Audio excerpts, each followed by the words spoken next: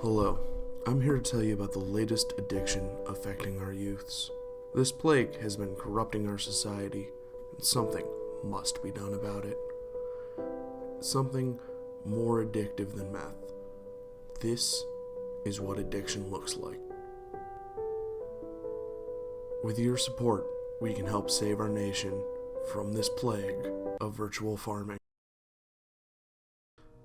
So I've been playing Stardew Valley for about 2-ish weeks now, and I'm completely hooked. I've sunk about 55 hours in the game, which might not seem like a lot, but half of that was played during a period where I had 3 midterms and a job interview. So I just ignored all things that would help shape my future and planted pixelated turnips. If you've never heard of the game, it's like if Farmville was 1,000 times better. It's a 2D virtual farming game, and it's incredible. When you first start the game, you customize your character, name your farm, pick whether you like cats or dogs, and say what your favorite thing is. So me being a normal and reasonable person, I chose cats, said my favorite thing was meth, and named my farm Butt Blast Farm. After this, you're left with an opening cinematic that shows your grandfather giving you a letter on his deathbed, telling you to open it when you're sick of the modern world. The game then jumps forward in time when your character finally gets sick of the modern world. You open the letter, and as your grandfather's dying wish, he left you his beloved farm. Butt Blast Farm in my case.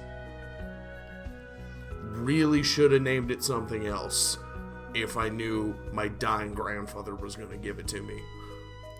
Maybe like Happy Farm or Little Farm, and something that felt less like violent ass sex.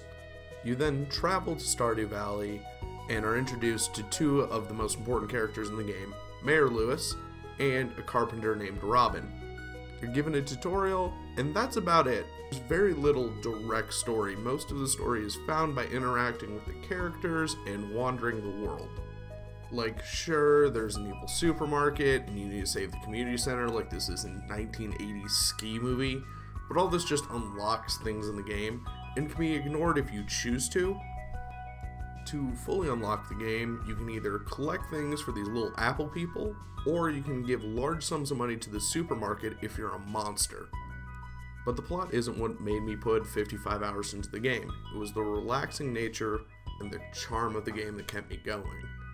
The characters may just be 2D sprites, but they feel real. They have real feelings, backstories, and secrets. I'm looking at you, Mayor Lewis. You dirty, dirty old man.